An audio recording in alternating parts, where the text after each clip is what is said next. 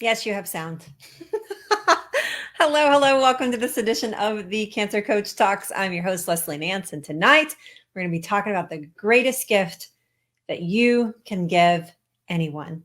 I'm super excited to share this little journey with you this evening and to share with you what I know about the power of the intention, that the lens that cancer can give us, the filter from which we view life through a cancer journey. So I'm super excited to be here with you guys this evening. Thank you so much for joining me. I know it's Christmas week. I know it's a crazy time for everybody, and I'm honored that you took a little time to be present with me this evening. So thank you for that, and thank you for being here. Last week, I promised that I would talk a little bit about gratitude. And instead of talking about traditional gratitude today, I'm going to talk about being grateful in a little bit different mindset. So bear with me as we transition through this. Let me say hi to a couple of people, actually to one person. Hi, Sherry. It's good to see you. Thank you for being here. Thank you again, everybody, for taking a little time out of your day. I only know you're here if you leave a comment. So please, if you're live with me, just please take a moment and say hello so I know who's here, so I can see your beautiful face here this evening. We are coming into a season, or we're in the thick of it, actually, in the thick of a season where we're very busy and we find a lot of reasons to stay occupied and to do and to do and to do and to be and to la la la la la. And I got to be here and I got to do this. Now, I know that that's a little interrupted this year because of the pandemic. But we still are finding many ways. Hi, Jennifer. It's good to see you. We're still finding many ways to create a hustle and bustle. I think that we're just being creative about how we're finding this hustle and bustle. And so I think that it's very interesting, though, that this holiday season that we're creating a new kind or a different kind of hustle and bustle. So what I'd like to do today is I'd like to start off by reading a story to you. It's story time. I'm not the story lady, and I'm not even a great reader, so bear with me. But I'm going to read a story to you this evening that I think really speaks to what I want to talk about tonight. And the story is titled Peter and the Golden Thread. So just listen closely, and I just want to encourage you to listen without judgment and without judgment of yourself. This is going to be very tempting to judge yourself in this little story that I'm about to read, without judgment of yourself, and to be present with me in this moment. So stop what you're doing. Don't multitask. Take a few minutes and be really present with this story that I'm about to tell you. Peter was a young boy who could never live in the moment. When he was in school, he dreamed of being outside playing. And when he was outside playing, he dreamed of his summer vacation. Peter constantly daydreamed, never taking time to savor a special moment that filled his day. One morning, Peter was out walking in the forest near his home. Feeling tired, he decided to rest on a patch of grass, and eventually he dozed off. After only a few minutes of sleep, he heard someone calling his name. Peter, Peter. It came from a shrill voice above. So maybe it was more like, Peter, Peter. Sorry. As he slowly opened his eyes, he was startled to see a striking woman standing above him. She must have been about 100 years old, and her snow white hair was tangled and dangled well below her shoulders like a matted blanket of wool. This woman's wrinkled hands was a magical in this woman's wrinkled hands was a magical little ball with a hole in the center. And out of that hole dangled a long golden thread. Peter, she said, this is the thread of your life. If you pull the thread just a little bit, an hour will pass by in seconds. If you pull harder, whole days will pass by in minutes. And if you pull with all your might, months and even years will pass by in days. Peter was very excited about this new discovery. I'd like to have it if I may, he asked. The elderly woman quickly reached down and gave the ball with the magic thread to the young boy. The next day, Peter was sitting in the classroom, feeling restless and bored. Suddenly, he remembered his new magic toy. He pulled a little bit of the golden thread, and he quickly found himself playing in his garden. Realizing that this power of this magic thread, Peter soon grew tired of being a schoolboy and longed to be a teenager. And with all the excitement that the phase of life would bring him, so he again held the ball and pulled hard on the golden thread. Suddenly, he was a teenager with a very pretty girlfriend named Elisa. Peter still wasn't content. He had never learned to enjoy the moments and to explore the simple wonders of every stage of his life. Instead, he dreamed of being an adult. So again, he pulled hard on the thread, and many years flew by in an instant. Now he found he was transformed into a middle-aged adult. Elisa would now be his wife, and Elisa was now his wife, and Peter was surrounded by a house full of kids. But Peter noticed something else. His once jet black hair had started to turn gray, and his once youthful mother, whom he loved so dearly, had grown old and frail. Yet Peter still could not live in the moment. He had never learned to live in the now. So once again, he pulled on the magic thread and waited for the changes to appear. Peter now found that he was a 90-year-old man. His thick, dark hair had turned into white as snow, and his beautiful young wife, Elisa, had grown old and had passed away a few years earlier. His wonderful children had grown up and left the home to lead lives of their own. And for the first time in his entire life, Peter realized that he had not taken the time to embrace the wonders of living. He had never gone fishing with his kids or taken a moonlight stroll with his wife. He had never planted a garden or read those wonderful books that his mother had loved to read. Instead, he had hurried through his life, never resting to see all that was good along the way. Peter became very sad at this discovery. He decided to go out into the forest where he used to walk as a boy to clear his head and warm his spirit. As he entered the forest, he noticed that the little saplings of his childhood had grown into mighty oaks. The forest itself had matured into a paradise of nature. Once again, he laid down on a small patch of grass and fell into a deep slumber. After only a minute, he heard someone calling out to him. "Peter, Peter!" cried the voice. He looked up in astonishment to see it was none other than the old woman that had given him the ball with the magic golden thread many, many years earlier. "How have you enjoyed my special gift?" she asked. "At first it was fun, but now I hate it," he responded bluntly. My whole life has passed passed right before my eyes without giving me the chance to enjoy it.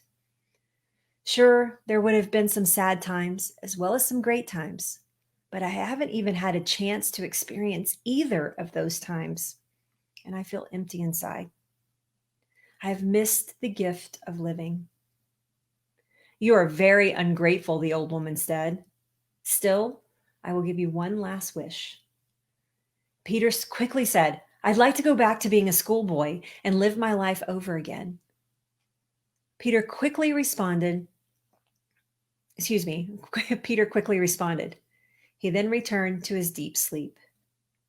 Again, he heard someone calling his name, and he opened his eyes. Who could it be this time, he wondered. He opened his eyes, and he was absolutely delighted to see his mother standing over his bedside. She looked young, healthy, and radiant. Peter realized that the strange woman from the forest had indeed granted his wish and returned him to his former life. "Hurry up, Peter. You sleep too much. Your dreams will make you late for school if you don't get up this very minute." Needless to say, Peter dashed out of bed and began to live the way he had hoped. He went on to live a full life, one rich with many delights, joys, triumphs. But it all started when he stopped sacrificing the present for the future and began to live in the moment. Isn't that a beautiful little story? Don't you love that? It's just so precious. And I like to think that Peter was having a dream and he saw this happening in a dream and therefore had a realization in that moment that he needed to make a different choice, that he needed to choose something differently. And how precious is that if we could realize that at such a young age? But it's never too late to realize that now. Living in the moment, living in the present.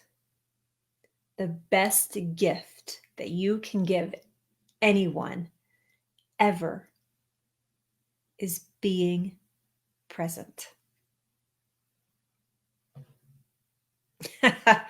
Now then, and just so you know, I was reading from my screen.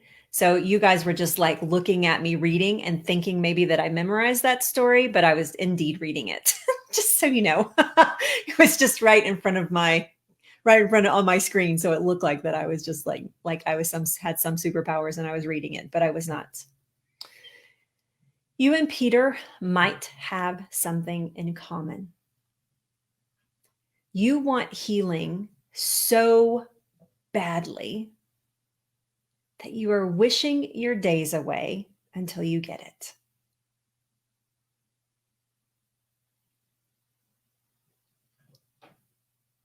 I'll say it again.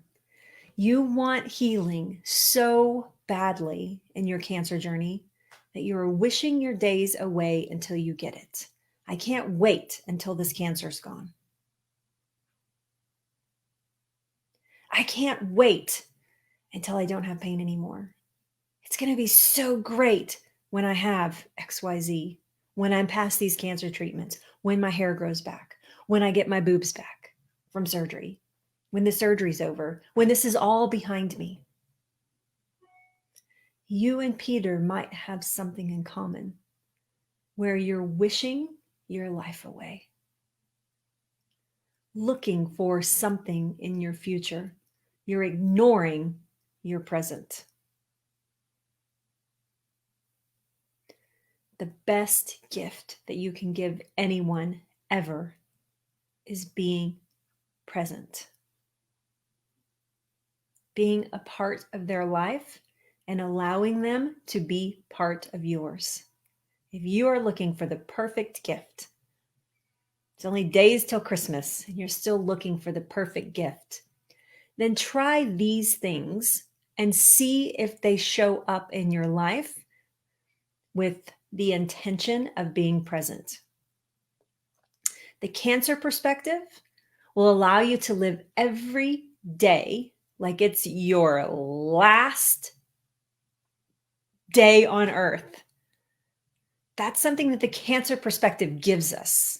That's a gift that it gives you. Stay present so that you can create the future of your dreams. The future of your dreams happens now. You create that energy right now. Allow that to propel you forward and not keep you stuck. And you do that by being present. Don't be in a hurry for anything. Allow life to happen. Allow the seconds, the moments to tick by and actually find joy in that process. Find gratitude in that process.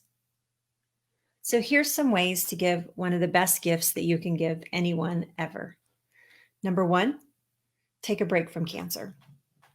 One of the best ways to be, if you have active cancer right now, or you are in active cancer treatments, or whatever your situation is, take a break from it. Set it aside for a few days. Become present in the situation. Stop living like it's your last Christmas. Stop staying in that space of, I can't wait till next Christmas when I'm better. Peter did that. He wished his life away. Oh, I wish I was playing. I wish I was this. I wish I was doing this. I wish I was doing that. Don't wish your life away. Every turn of your journey is there for a reason. Respect it. Find gratitude for it. But in the present, in the moment, when you are spending time with those that you love and you are being on purpose and you are being intentional because it's the holiday, take a break from cancer mentally, emotionally, physically. Can you pretend for a day or two that it doesn't even exist? That would be a very powerful mindset. I was diagnosed actually, it's either today or tomorrow, 12 years ago, I found out I had cancer. It was the scariest day of my life. I went through that holiday thinking I would never experience another one. I tried to force all kinds of crappy things to happen. Take my picture. This time next year, I may not be here, or I probably won't have hair, or probably la la la, la la la la. And I built all these stories about what the next Christmas is going to be like. So better make the most of this one. You can imagine how much fun I was to be around. Not fun at all. I wasn't allowing the cancer perspective to feed me. I was allowing it to harm me, to keep me stuck, to keep me in jail. Rightfully so. I had just given myself a little slack, a little grace. I had just been diagnosed with cancer. It was pretty much a big slap in the face. But the next Christmas, I did not allow that to happen. I celebrated.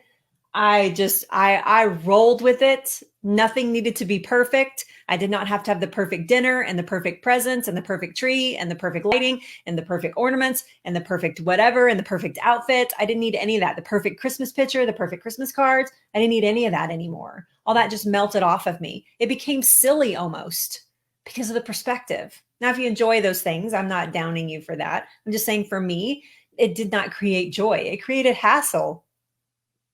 When that washed off of me, Christmas became like when I was a kid. It just got really exciting all over again. Take a break from cancer. Number 2 of giving this gift is put your stinking phone down. I mean, not right now. Put your phone down. Keep it in another room. Do what I do. If you come to my house for a dinner party, you're leaving your phone in your coat pocket, in your purse. You're leaving it at the front. Leaving it in your car. It's not coming to the dinner table with you. No, no, no, not on my watch. Not allowed. You're going to be present. You're going to show up. You're going to be in the moment. Put your phone down. Memories are not made in a camera. They're not made in a photograph. They're not made in that lens. They're made in your soul. They're made in your heart. They're made in your memory of what happened. And when you allow yourself to be present, you don't even need a photo because you can paint a beautiful picture of everything that occurred that day. Put your phone down. Number 3, look people in the eyes. This one's really important. A lot of time we don't see our family, and I know a lot of you are not gathering, so this is not just for this season, but for all seasons. But a lot of time we are gathering and we don't see our family a lot throughout the year, especially extended family. We don't look people in the eyes. We're afraid to look them straight in their eyes. Everybody take a minute and look me right in my eyes. Say hi, Leslie. You make a different connection with somebody when you look them in their eyes. I had to train myself to do this. I am still training myself to do this. I am still very much a look awayer, not looking people straight in the eyes when I'm talking to them. I have to make a conscious effort to look people in the eyes. Sometimes if I think somebody is staring at me, hi, Sherry. Sometimes if I think somebody's staring at me or they're trying to get me to look in their eyes, I will definitely look away. I divert my eyes. I am still working on that. I am still a work in progress with that. Look people in the eyes. When's the last time that you looked your aunt or your uncle or even your kids or your husband? Robin and I have have a policy, if you will, in our house. And that is that you never argue over the phone. You never argue in text. You never argue in email. If you got something to say to me, you better say it to my face. Because when that happens, when you're face to face with me, you are way less likely to get snippy with your tongue. When you're looking at me, when I'm looking at him, and even though I'm really aggravated at him, which is not very often at all, but when I am, it does happen occasionally. But we are individuals, so we don't agree on everything. But when I look at him and I'm angry or I'm upset about something, I couldn't say something that I might say mean in my text. But the same is true when we're trying to build a relationship or a connection with somebody. Look them in their eyes, build that connection. See what their soul is telling your soul. Your eyes are the window into who you are. Allow them to tell that story and allow them to read other people's story. It's amazing. Make a practice, make a habit. Look people in the eyes, especially your family, especially the people that you love and care about. This is doubly important. And number 4 of giving the best gift ever is share gratitude for them being present. This is more important than ever. We are gathering in a time of uncertainty. There are times when we're like, should we be together? Should we not be together? How do we be together and be safe? Hi, everybody. Hi, Anne-Marie. How do we, so we have this uncertainty that's swirling around. Sharing gratitude with somebody, even if it's somebody that you see all the time, sharing gratitude with them for them being present in that moment is golden. Do you know how many times, and Robin can attest to this, that I will say to him, thank you so much for going with me. Thank you so much for, taking me on a hike today. Thank you so much for being present with me. Thank you so much for a delightful conversation. We lay down in bed at night, and a lot of times I'm sharing gratitude towards him for what happened during the day. Thank you for being there for me today. Thank you for showing up. And when you do this with people that you love and you tell them, you can't imagine how much I appreciate seeing your face today. Not long ago, we were in Sedona. I was doing a little work there, but the other intention that we were there for is to see, is to see my brother-in-law.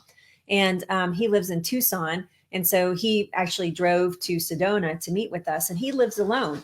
And he used to work in an office, and now he works from home as well. So he has been isolated for, I think he said 9 months, that he had not touched another human being in 9 months.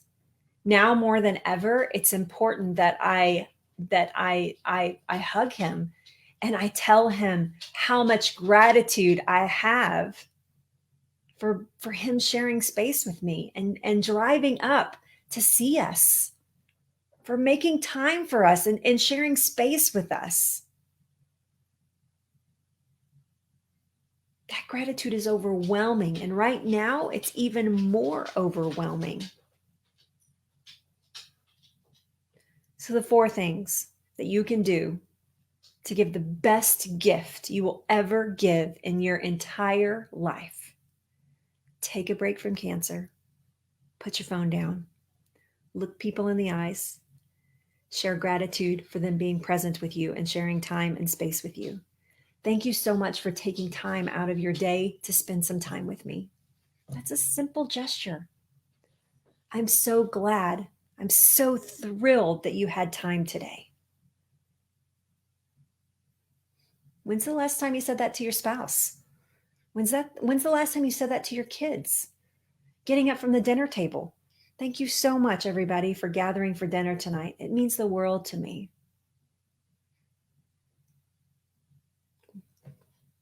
How easy is it to share that vibration, that energy? Because, excuse me,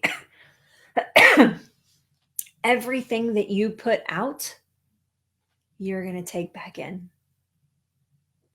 If you're putting out this kind of energy, this kind of love, this kind of presence, oh, the goodness that you're taking in. So that's my challenge for you this evening. That's my Christmas challenge. You're just joining us. Go back and replay when we're done here, and listen to the story, and you'll get the intention of this tonight. So I love you guys so very much. I want to wish each of you a very, very Merry Christmas if it's something that you celebrate, whatever holiday you're celebrating. I just wish you joy and peace and love and the ability to stay present this holiday season. Merry Christmas, everybody. Good night. Bye. I don't know what else to say.